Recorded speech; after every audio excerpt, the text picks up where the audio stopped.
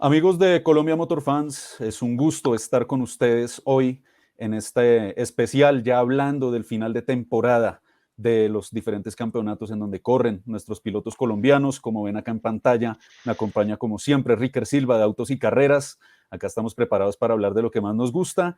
Y aquí ven a nuestro invitado en la jornada de hoy, acá en el Motor Show, Percy Wolff. Él es editor del portal F1 Feeder Series, cubre la Fórmula 4, cubre la Fórmula Regional Europea y por supuesto nos vamos a centrar en esos dos campeonatos porque hoy vamos a hablar desde un punto de vista neutral con un especialista de todo lo que tiene que ver con estos campeonatos donde estuvieron Sebastian Montoya, Nicolás Baptiste y Jerónimo Berrio.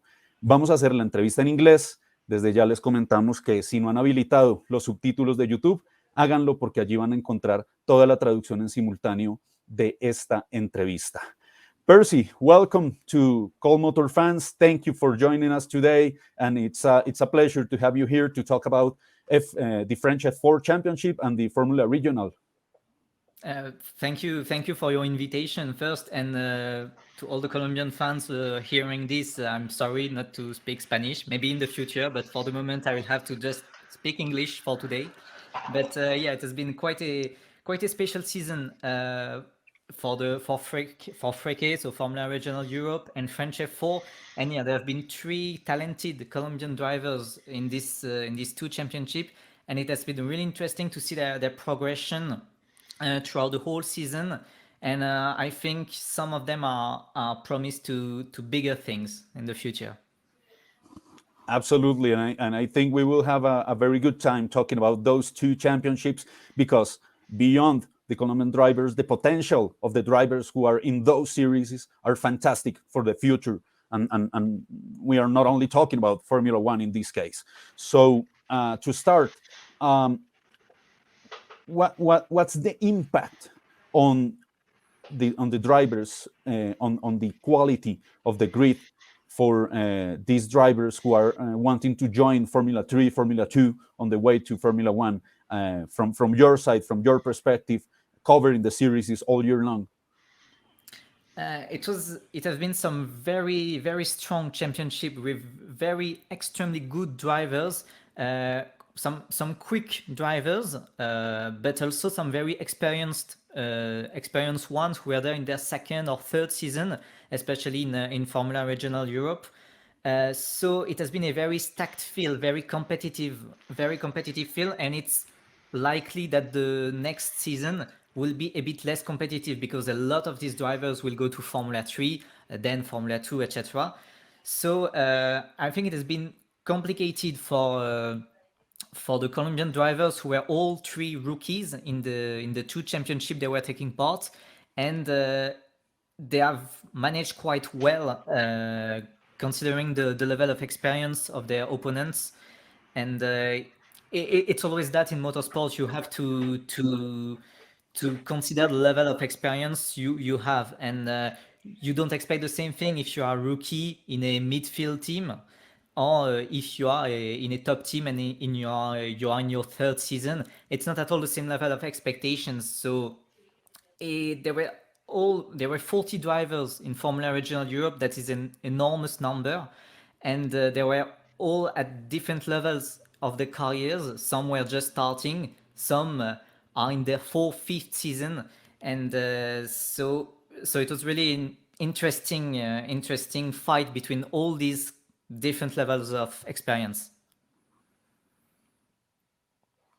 All right. So, well, let's start by talking about our, I think, most popular driver of this new era. Of course, we are talking about Sebastian Montoya, the son of Juan Pablo Montoya. Although he wants to make a name by himself, he's constantly saying, "Hey, I don't want to be to refer to me, to anyone refers to me as the son of Juan Pablo Montoya, but I'm Sebastian. I'm myself."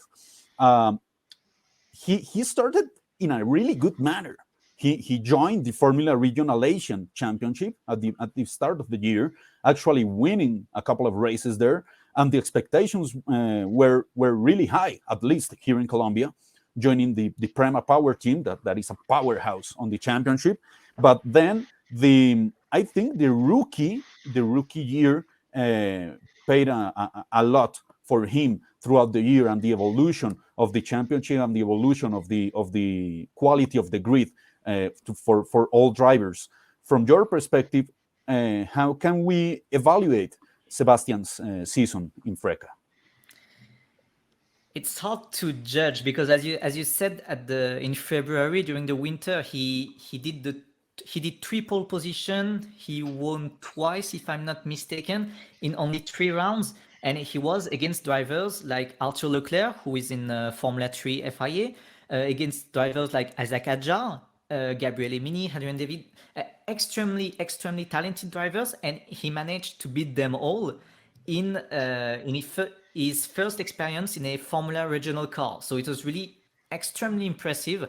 And I think, there were a lot of expectations around him for the Formula Regional Europe, not only in Colombia, also in France, because Juan Pablo Montoya is followed everywhere. I mean, he's one of the biggest rivals of Michael Schumacher, and to have his son in FIDA series is obviously quite something to watch and all that. So there were lots of expectations around him, but FRECA is different than Formula Regional Asia. It's much more complicated for rookies. It has always been the only rookie that has really managed to win and to fight for the title was Isaac Adjar. Sebastian Montoya has finished 13th with a couple of really strong performance with several P4 finishes, several rookie wins.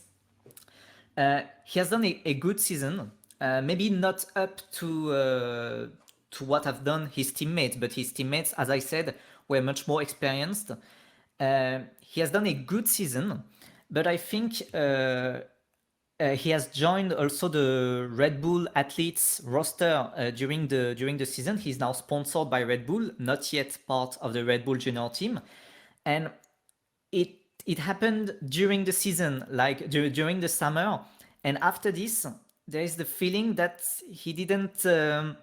He was a bit overwhelmed with this signature with Red Bull, and he has a bit struggled, as Isaac Adjar did just after signing with Red Bull last year. He struggled a bit in the next rounds and has struggled to get points, etc. So I don't think it's a problem. He has shown what he was capable of in Asia this winter. Also during his one-off, during the round he did at Zandvoort in Formula 3, he did one single round with Campos, which is not the best team, and he did two. He finished in the points in both races. These kind of performances really show that he has talent. It's hard to say if he has as much talent as his father, or as much talent that will help him to go to F1. It's very hard to judge. He's only 17. It's still a very young age. I think it will be interesting to see his progression, but it's fair to say he has really been interesting. I would have liked personally to have get some podiums at the end of the season in Formula Regional Europe, but I think he will manage quite well in Formula 3. Normally it's the next step for him, hopefully, and he has shown that he could perform well in this car, so I'm quite excited to see how he will deliver. I would like to weigh in now. Considering what you have said, Percy, both Sebastian Montoya and Nico Baptiste, when they come to Colombia and talk about their experiences with the FRECA car, they said this is a very difficult car to drive, even more than an F3. And we saw Montoya doing quite respectable results in F3 in the sole participation that he had. What can you teach us? Tell us about what could be the difference between the two cars and the championships itself.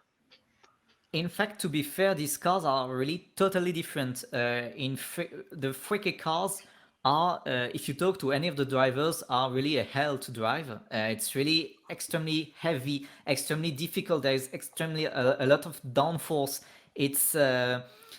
And it's hard also to overtake. That's why they introduced some push-to-pass system to make the overtakes a bit more easy, but it's maybe the cars that are the most difficult to drive in the whole feeder series from F2 to F4. It's the cars the more difficult to drive. So I think when you are able to master this car, you can drive and perform anywhere, because there are some drivers that have jumped that didn't do this category, and it's a bit harder. The drivers that go to Freca, to Formula Regional Europe, get a lot of experience, get a lot of. It's a hard time, to be fair. It's not easy, but it gives a lot of experience, and that's the choice that has done Andrea Kimi Antonelli, who is a young Mercedes protégé from Italy, who definitely had talent to go directly to F3 following a title in Italian and German F4, but he decided with Mercedes to go to Formula Regional Europe to gather experience, to gather more track time, to be more ready and more complete, in fact, as a driver, to perform everywhere in the future. And I think that's the reasonable way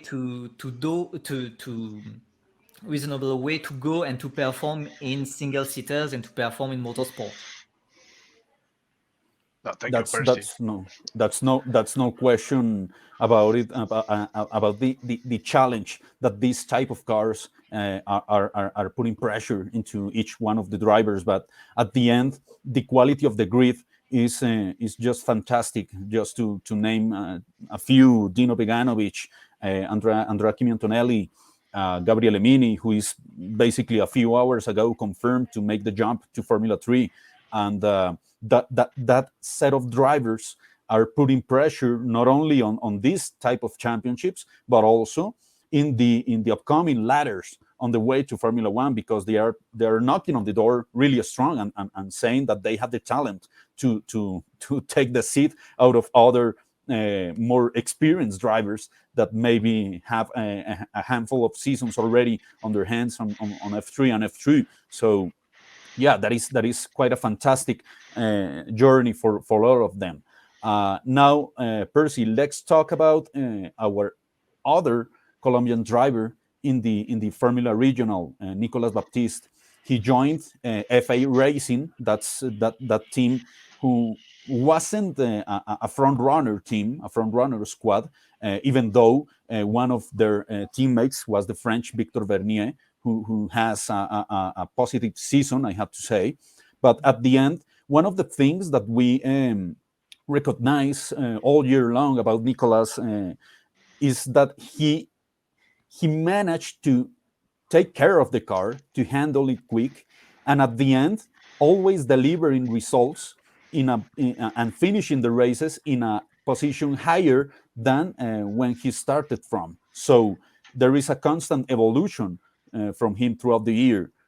From your side, how positive was his season, thinking in a second attempt on the Freca? It was an interesting year for Nicolás, because it was his first year in Freca, and he was against two rookie drivers, but two extremely talented and reputed drivers: Victor Bernier, who was a former world champion in karting, and Esteban Masson, who had just won French F4. So he had two big reference, two big drivers to compare and all that. And the season was quite complicated for his teammate Esteban Masson, who has, unlike Nicolás Baptiste, has had a troubled season with lots of crash, spins, and all that. Nicolás Baptiste has been more discreet. In fact, he has the problem of having a grid of 40 drivers is that you don't see really what happens out of the points. So it has been a bit hard to judge him. He was globally a bit behind Victor Bernier, who has managed to take a podium at the final round, but it was kind of expected for his debut season. But Nicolas Baptiste has also finished very strong at the last round. He qualified at the 7th place at P7. The race was a bit more complicated, but he still managed to make his best result. So it's not perfect. It's far from being perfect, but there's a progression. Now it's hard to know where it's going to go. I know that he has been testing with our race, who is a front runner. So maybe he will join them for next year, and we could judge him a bit more in a better team, because it has been really complicated for his team FA Racing that is leaving the championship next year. All his teammates, if we put aside the final round where Victor Bernier scored his podium, all the team had scored only 2 or 3 points, so it's really not a lot. It's been complicated for his whole team, and it's good for him that he has managed to progress, to finish on a high. It will give him confidence. This round at the Mugello 1 or 2 weeks ago, it will help him to gather some confidence ahead of this, prior to this next season. Hopefully he will do a second season, because I think he deserves it. But it could be also the time for him to see maybe other opportunities, like in endurance, like in GT, because I don't know if he will be able to perform enough to go to F3, to go to F2. It's some kind of enormous budgets that gather. When you need millions of dollars to join this championship. Wouldn't it be better for him, for his career, to directly go to endurance, to GT and all that, because he has some talent, but does he have enough potential to go to Formula One? I don't know, but he has definitely talent to become a professional driver, that's sure. There are a lot of things on what you just said, but I hope we don't lose track of all of them. But first, when they announced that they will be racing with the FA team 1 year ago, it was quite a very big news, because whether we knew that this was a very young team, uh, having Fernando Alonso's name behind kind of gives you a lot of confidence of making good results. Were we too much optimistic? What could be the issues that were behind the team not to perform as expected? It's hard to know. There are many teams that should have performed more this year, that didn't find the right setup, that didn't find the right feeling with the tires, with the tire pressures and all that.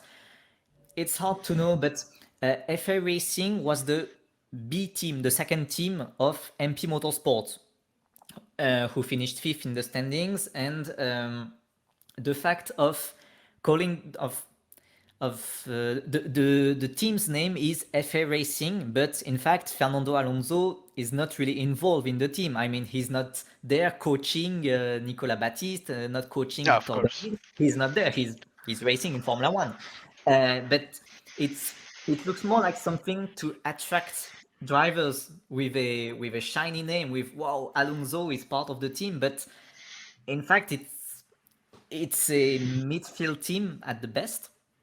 And yeah, they had done only a single podium last year with Gabriel Bortoleto before this. And yeah, FA Racing has never been a front runner, so it was kind of expected that at best Bernier, Masson, and Baptiste would only fight for points, for little points.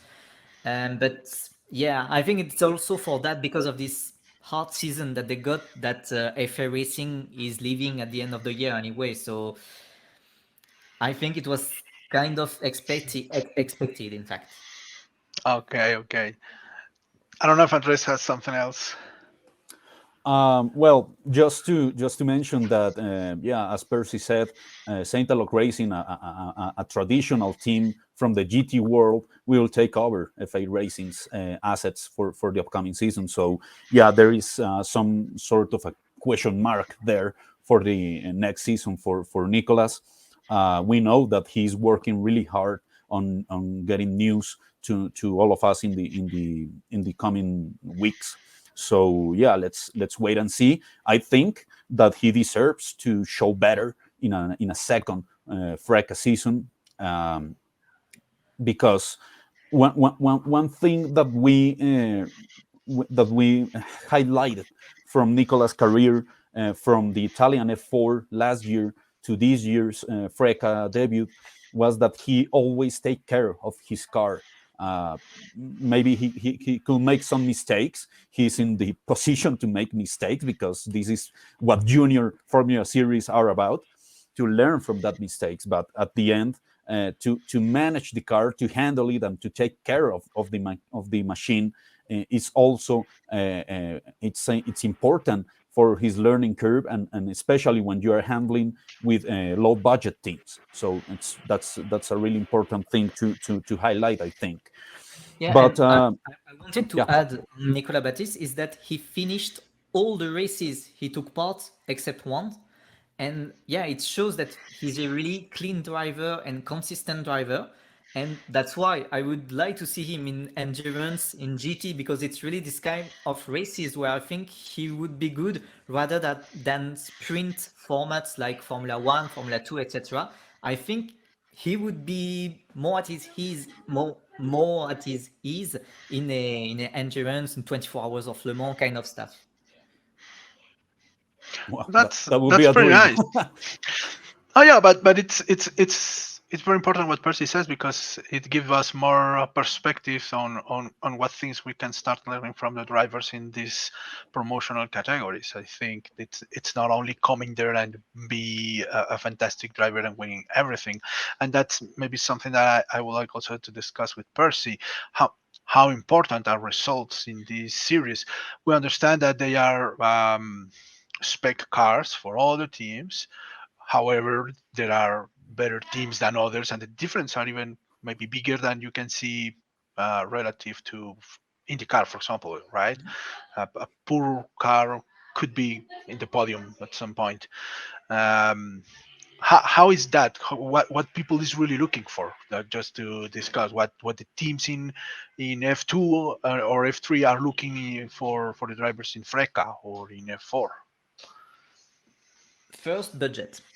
First, budget, because it's what they need it. They need it. You can, even if you are really 4 seconds off the field and all that. If you bring budget, if you bring a lot of budget, because there are some drivers that can pay even the season of another driver if they are really slow and all that. But anyway, first budget. After they will try to find different profiles, in fact, and try to find the best global lineup. I think Montoya, Sebastian Montoya, is more a very quick driver, but more inconsistent. He has some very high highs and very low lows, in fact. So while Nicolas Baptiste is more consistent, but it's hard to know. I think they always want the quicker driver. I think Montoya has more chance to step up to F3, to F2, and even F1 in the future, because the fact is he has got this potential. He has got potential, as we saw this winter. But he needs to work on his consistency, on the fact of delivering at every round. He has not managed to do that this year, but it's normal. He's 17. We are not expecting that from him yet. But the most important is that he showed he had some speed, some really raw speed, like scoring 3 pole positions in the 3 first rounds of Formula Regional Asia it has been his most impressive performance, I would say, in his whole single-seaters careers. Even if we consider F4, it's really at this moment that I realized, okay, this guy really has something, but now he needs to use this to use this talent, be at 100% every time. It's not easy, but he definitely has something now. really will he be able to use it and to continue like this and perform every time next year? I think it's his next challenge.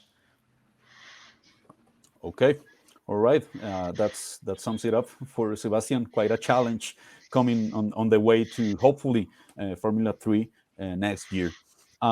Percy, now let's talk about our third Colombian credit in this 2022 season. This time, Formula 4 French Championship, and for us, it was a total surprise to see him delivering that well throughout the year. But when we see the results from Jerónimo Berrio's earlier career in karting, that's not quite a surprise. I mean, we always took the lights and pointing to Nicolás and pointing to Sebastian, but Jerónimo was doing his job all year long, and at the end, he managed to win one of the races in the final round of the French Championship. So at the end, he is the only rookie on the top 10 standings for the French F4 season. That's quite a remarkable achievement. What is your opinion, your point of view about Jerónimo's season? Yeah. First of all, I have to be honest. At the beginning of the season, I wasn't really considering him because it was just. I'm taking a French European point of view. It was just a kart driver coming from South America. It seemed really far, and he hadn't done any European Italian karting, so it was hard to judge really what would be his level. It could be incredible or totally totally nowhere. It was quite hard. So at the beginning, I didn't really notice him. And at the first round, he was P15, P16, something like that. And at the second round, he was like P7, P8. And at the third round, fighting for the podium, and fourth round, fighting for the win.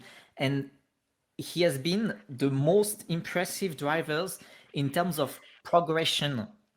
He didn't have any single seaters experience, of course. It was his first year.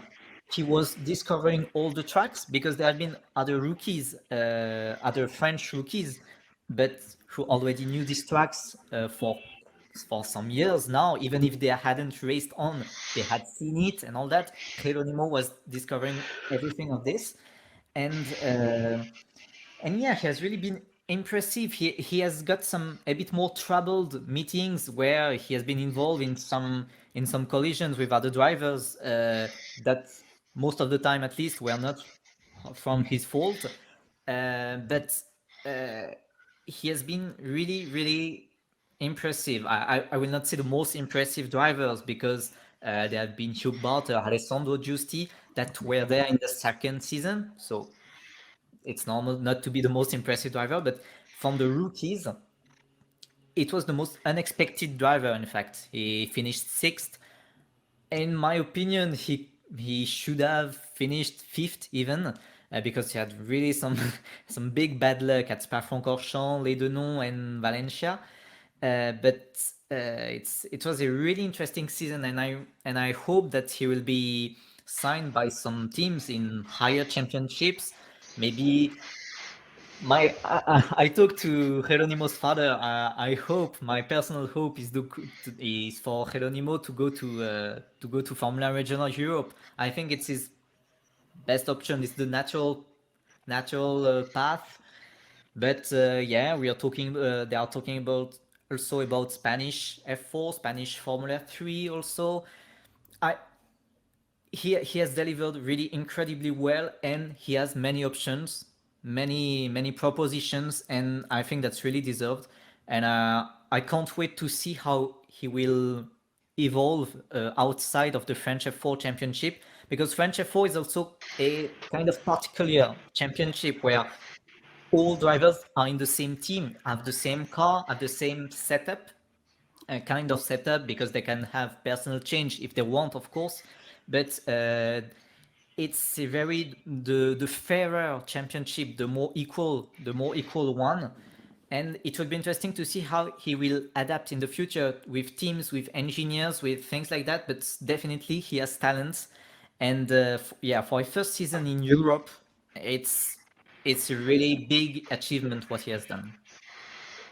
Maybe that's why they want to do another F4 next year, so just to start working with engineers and with a team, like a team. Yeah, sure, but there have been several French F4 drivers in the past that have directly gone to Formula Regional Europe, like Pierre Gasly, like Caio Collet, Isaac Adjar, Adrian David, Ayumu Iwasa, who even went directly to FIA Formula 3, so even a step above. So I think he should go to FK, but it's only my opinion. Yeah, me too. I was also reading some press news telling that, and I also think, well, it would be good if there's no opportunity in Freca, but if they have some opportunity in Freca, and I hope they have, they should take it. Also, our opinion. There was no question about it, Percy. One situation that hit us very hard here, and was that green flag, yellow flag situation at the final corner at Spa-Francorchamps, and the subsequent penalty, because that was the type of results that Jerónimo deserved to have nearly all year long. And that was certainly a lesson learned from him, and we talked about that with him a few months ago. He came here to Colombia. We had the chance to talk to him, and that lesson, it's one that he will never forget. I'm pretty sure about it. So at the end, I remember I was at Spa-Francorchamps, and really, and I saw this overtake in live, and I knew he would have a penalty for this. It was a stupid mistake, but it's normal. It's his first year. It's normal to do stupid mistakes like this. But yeah, I wasn't expecting a 30 seconds penalty, which was much too much. But at least he will learn of it. So this year of F4 has really been useful for him. He has learned so many things, so many how to drive cleanly, because there have been some very aggressive drivers, and how to race in a really competitive and really tight field, because there are not a lot of gaps of performances between all the drivers. So he has learned so much this year. So yeah, I'm really excited. I would say that I'm even more excited to see how Jerónimo evolves next year than compared to Sebastian or Nicolás. wow, that's quite a statement there. Wow. Okay. All right, Percy. I wanted to ask you also about the quality of the French F4 Championship itself, because when you compare against other F4 series in Europe, you see that the FFSA has done a really good job, like a school, like a first ladder in the step for French drivers, and we can see right now there is a lot of good French drivers out there. So, from your point of view, how has been this work that the FSSA has done for this F4 championship in France, and the improvement of the quality of the drivers? In my opinion, I'm of course, I think I'm a bit biased as a French journalist, but I think it's the best way to enter the French F4 Championship. Is the best way to enter single seaters, because there are some drivers that prefer to go directly to Italian F4 and to go to and spend I will not say the prices, because they are really astronomical prices, and but they pay a lot of money to go to Prema, to go to this team, to go to this team, and all that. But in my opinion, it's some money that is just wasted, because it's too much for what it delivers. While French F4 is the cheapest competitive European championship, it gives an equal chance to every driver. So the 24th of the grid has the same car than the first one. It's just driving and nothing else. It's not you had 50 days more of testing because you drove with Prema in Italy and all that. No, there's really the same conditions, and even there are even the same conditions on the mechanical point of view, because there is the engines are exchanged between the drivers every 2 or 3 rounds. So if there is an engine that is faster than another one, it's changed. It goes to another driver. So it gives something really equal, something fair to, and it allows the driver to it allows to see the best, who are the best drivers. And we saw that this year the best drivers were Giusti, were Barter, were Sutarao from the Red Bull junior team, and were Jerónimo Berrio, who has been, who had one season less of experience compared to all of these drivers, and who still performed. So for me, it's the best championship to see, to be really sure of the level and of the potential of a driver. Because after in other championship, it's all a bit biased with the teams. There are some teams that are better than others, and we saw it in Freke. It's not the same level of performance if you are in a Prema Power team or if you are in a FA Racing. It's not at all the same, and to be all in the same team, all the same car, all the same setup, it's for me the best way, the best way to enter single seaters, and after aim for more the next season. Well, fantastic. I mean, that's the best way to describe us as a racing school, I think, on this really difficult world of open wheel racing on the way to Formula One. Ricker, I don't know if you want to talk something else about Jerónimo. Yeah, I just have maybe one more topic about what you said earlier about maybe the characteristics that Nico Baptiste has shown about consistency, so appropriate for endurance racing. And it's something maybe not related with any of our drivers, but how do you see the ladder right now into Formula One?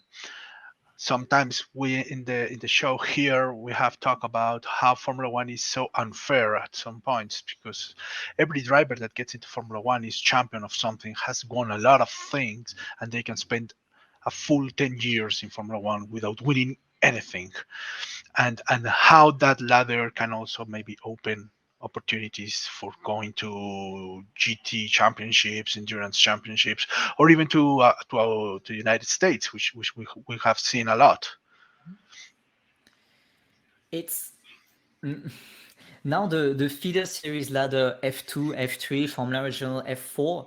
It gives opportunities to everywhere, and even if you don't join F3 because it requires at least 1 million of euros, something like that, and that you are blocked in Formula Regional Europe, it's not a problem, because there are lots of drivers from this year's Formula Regional Europe season that will go to endurance, that will go to GT, and that will perform incredibly well, that will win titles and all that.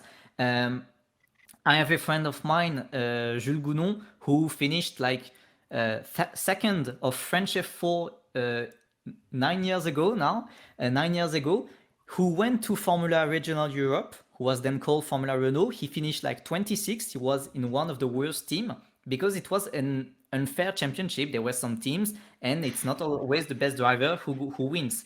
And so he went to GT, and now he has won twice, 2 times the 24 Hours of Spa. He's a Mercedes official factory driver, and yeah, he's happy. He earns his life as a motorsports driver, and it's the proof that F1 and all the feeder series, F2, F3, it's unfair.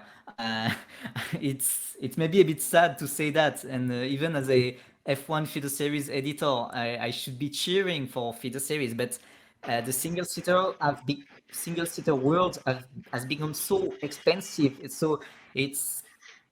It requires really dimensional amount of money. So it's really hard. It's nearly impossible, except if you need some chance. Even if you are the most talented driver, if you don't have chance, if you don't have the right sponsors, the right contacts at the right moment, you may never go to F1. I mean, we saw it with Oscar Piastri, who could have never gone to Formula One because of this Alpine and McLaren fight. it's so difficult to join Formula One, and so many drivers would deserve a spot there. And with the drivers that are in feeder series need to a bit open their eyes on the other categories, that there are lots of constructors, lots of automobile brands that are engaged in tons of other championship, and that Formula One is not the ultimate goal. We can have incredible careers outside of F1, and even if you don't go to F2, even if you don't go to F3, there is still lots of way to perform, to win, and to win trophies and all that. So yeah, I really think I I really think it's for all the F4, the F Formula Regional Europe drivers should try to explore all the opportunities. Yeah, I think that's pretty much what we have always said here, and it's good to share that thoughts with someone with a very different perspective, like you. So it's we always have. So it's definitely as important to be quick as being a very good brand advertiser. You know, there is one racing school in France, Feed Racing, that gives a free spot in French F4, that pays a full season of French F4, that trains and coaches drivers during all the year. And they told me something. It's that talent and driving skills are only 20% of what makes a driver, of what makes a driver go to Formula One, because there are so many other factors that are other things that enter into the equation that make that talent is really not the only stuff. And it's sad. It's sad because it should be, in a perfect world, talent should be the only factor. But yeah, it's a bit it's a dream. And it's really hard to understand that, maybe for our audiences, yours and ours, that if we say that only 20% is the weight of talent, uh, and I think there is another topic really hot in the past weeks. How is it possible that, given the point scoring system for the super license, still not change that even drivers with not so much talent, but maybe with a commercial power, very strong power behind them, could make the ladder and others don't? I would say for me the super license rule is a very good rule, because it forbids some drivers like I don't know, Mahavir Raghunathan, to go to F1 and do a full season. But in my opinion, we should put this rule also in Formula 2, also in Formula 3. I'm not asking to gather 40 points, but I don't know, 10 points in Formula 2, or even 5 points in Formula 3, just to have a minimum level in this kind of championship. Because there are some drivers, I won't say what names, but I think you can guess who I'm talking about, that are doing Absolutely, years, yeah. that are doing years and years of Formula 2, and some are even entering their 6th season of Formula 2, and at one moment they have so much experience. They may not be the most talented, far from that, but with so much experience, you know this car, you know this car at 100%. You know what to do when, because you have been driving this car for years and years, and so you will be able to gather some points, to gather 10 points, 12 points, and all that. And finally, you have 40 points in the last 4 seasons, and you can go to Formula One. So it's we shouldn't be able to stay so long in Formula 2 and Formula 3, because after it really gives a big gap, a big difference of experience between all the drivers. And normally drivers should do only 2 years, 3 years, come on, maybe 4 years, but not more, because after it's just unfair. Yeah, and it's also considering that this is a feeder series. occupying a spot for so long. It's also taking the opportunity from other drivers that are coming. I see maybe not so much next year, but this year you saw like the F2 grid was not that high quality as The, F3 or even Freca and some F4s. the F2 grid should be a bit better next year. Not perfect, but it should be better. Yeah, we also expect that. Talking about that, Percy, how do you think, or what's your opinion about this new generation of drivers who's coming from F4 Formula Regional and now are stepping up into Formula 3? I'm talking about Gabriele Mini, I'm talking about Jack Crawford, I'm talking about Leonardo Fornaroli, those kind of drivers who are really quick and adapt so fast to these new cars and to these new challenges on each championship they come by. It's really exciting because there are always every year there is in all championship there are new talents coming, and in Formula 3 we are finally getting to see them all together, not in different championship from Spain, from Italy and all that. They will be all in the same championship. So in my opinion, the F3 season next year will be one of the best ones because we'll have drivers coming from Formula Regional Europe that should have been there already last year. That should have been there because they have really a lot of talent, and there will be some younger drivers coming from Formula 4 that are directly making the jump to Formula 3. There are so many talented drivers, it's hard to know which one is the best because Formula 3 is a really open championship with it's a lot of eventful races. I mean, there are really anything that can happen in these races. It's quite. I love this championship, but the biggest step is to go to Formula 2 because Formula 2 is really like a professional championship. There are pit stops, and all the teams, at least most of the teams, it's their best engineers. There are some engineers that do a full career in feeder series and that stay in F2 and never go to F1 because F2 is like a professional championship, like IndyCar series in USA, like Super Formula in Japan. It's like it's a little Formula One, and it's at this moment that there can be some difference, especially in the tire management, that really becomes an issue in Formula 2. And there we can see some new differences in the race intelligence, in the race pace, in the management and all that. While in F3 or even in Formula Regional Europe, it's more like sprint, foot to the pedal and go. And while Yeah, in F2 is more intelligent normally.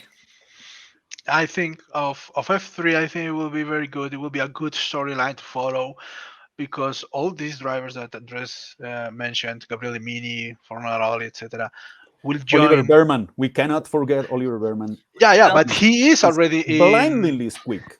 But he is already in F3, so they will join back together, and we can compare what a Freca season does in a team that Berman didn't have. Berman is a astonishing driver, and I think he will be a very important driver in the coming season. But seeing them back again with their fellows from F4, uh, that will be something really exciting to not to miss. but you see, I would have really liked to see drivers like Oli Berman, like Theo Porsche even in going to Formula Regional Europe, because these two drivers have directly gone from F4 to F3 and they have not been in Formula Regional Europe. And as I said earlier, this championship may be the most difficult one because these cars are a hell to drive. And I think they may not have been able to do this kind of performances.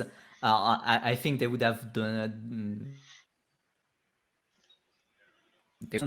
I'm not sure they would have been able to fight for titles directly as they did in Formula 3 because it's rookies are really struggle in the championship. There is only Isaac Hadjar who managed to fight for the title, and he finished only fifth, which is amazing for a rookie, but Only it's only fifth. fifth. Yeah, yeah, and fifth on 35 drivers, something like that. But so I would have wished, I would have liked to see a Berman and Porsche go to this category, because there's an alternative reality, an alternative universe where these drivers have done Freke and they are maybe much more complete, much more complete as a driver. And I think it's a good experience. It's a good experience that will be useful in any other championship. So yeah.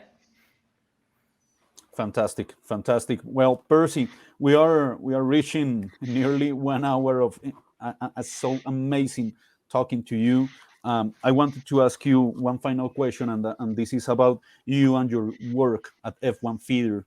Um, why did you choose to follow motor racing? What got you involved in this world, and how has been the work with F1 Feeder series as one of the most important websites covering this type of motor racing in Europe?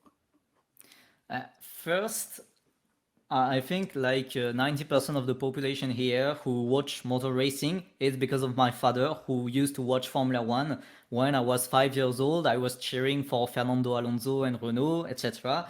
And so I followed Formula One, and it was a time where there were no French drivers. So I'm French, and I was a bit sad there were no drivers from my country. So I started to see, but from where come the drivers before Formula One?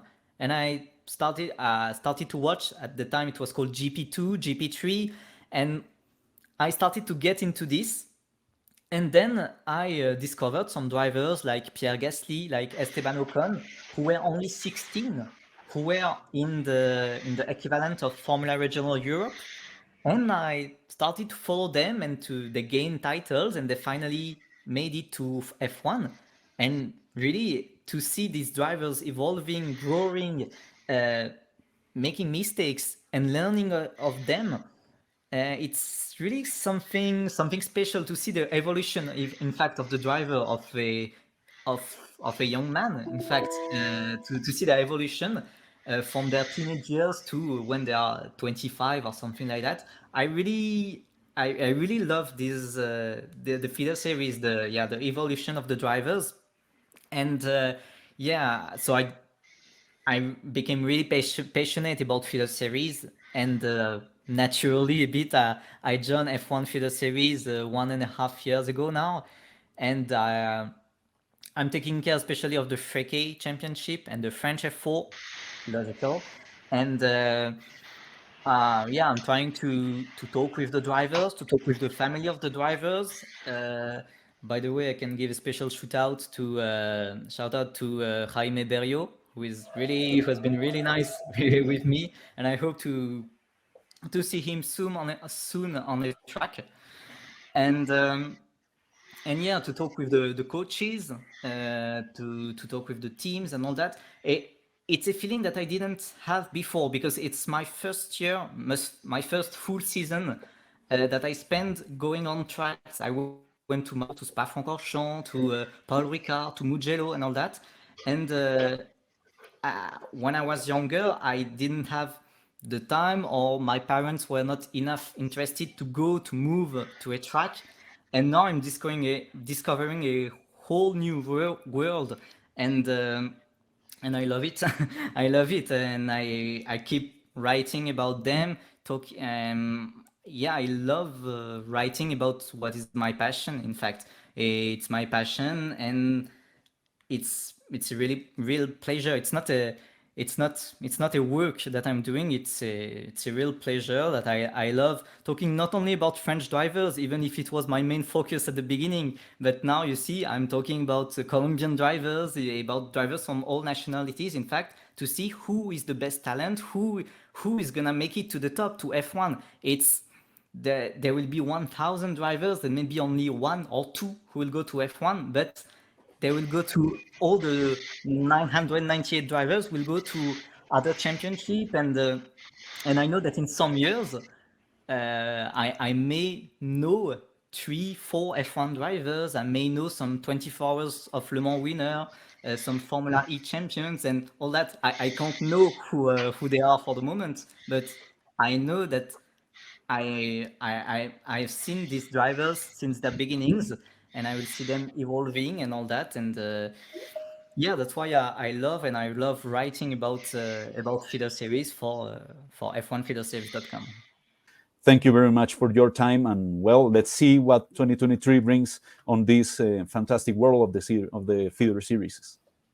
Thank you very much for you, and yeah, I would love to come back maybe next year to talk again about Sebastian, about Nicolás, about Jerónimo, maybe about other drivers. We never know. And yeah, it has been a pleasure, and yeah, hope to see you all soon.